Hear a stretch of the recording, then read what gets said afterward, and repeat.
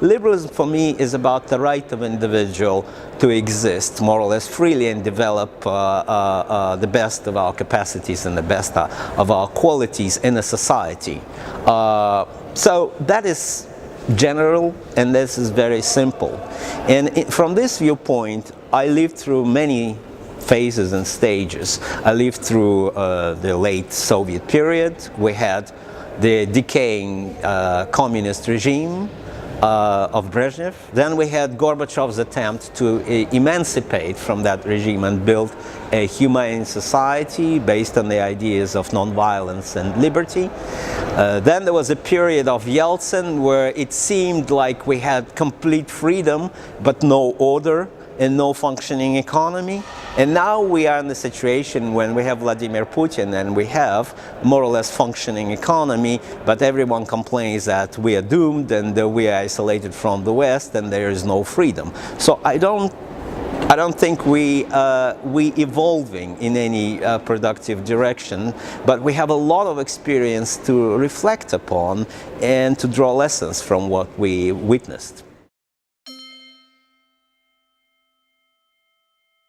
In terms of what I understand was Russian attempt to form liberal ideas was about, I think it was close to the idea of personal refinement coming out of the idea of social justice.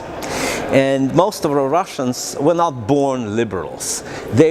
However, they were born in the Soviet system where they were told that communism is a wave of the future. It's a new and just and egalitarian system that allows individuals to open their qualities, to meet their expectations and demands, and exist finally in an ideal society where they act as free citizens. But of course the reality was quite opposite.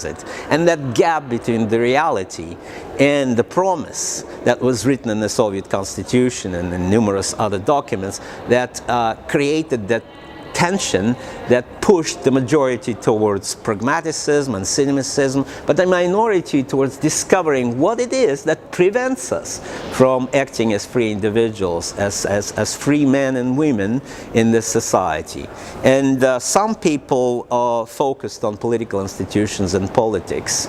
Other people focused on morality, and there are many people who focused on moral issues, that the country is corrupt, the bureaucracy is corrupt, and even intellectuals are corrupt. So they're not up to a certain standard when they can begin to act as free citizens and free people. There's only a minority that thought about the main task, how to create the liberal institutions, that is the division of powers, and how to create economy that would function in such a way as to maintain this sort of, liberal democratic society. So those who wanted emancipation and liberalization and better society in the Soviet conditions,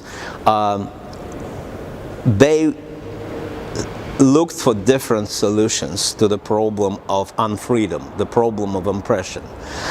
Some people looked at politics and they thought, look, we have only one political party, the Communist Party, so it's logical to think about destruction of this political system, the destruction of the Communist Party and the very state that this party represented, the totalitarian state. Once we get rid of this state, we become free.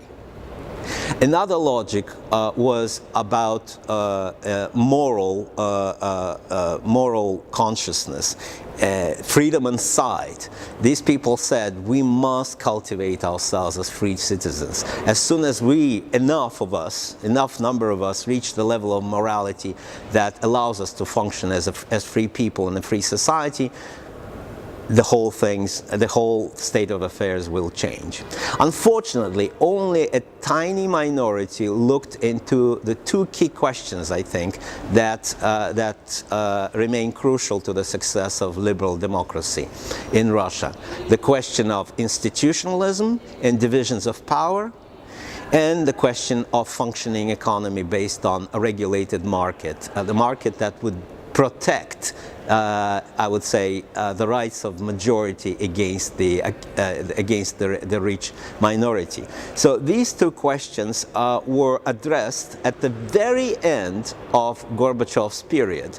But when it was too late, when the Soviet statehood was already collapsing, the forces of chaos and forces of ethnic and national divisions and instability took over, and that was the time, unfortunately, when some of the greatest discoveries and ideas of Russian liberalism became buried under the ruins of the Soviet Empire and the Soviet statehood.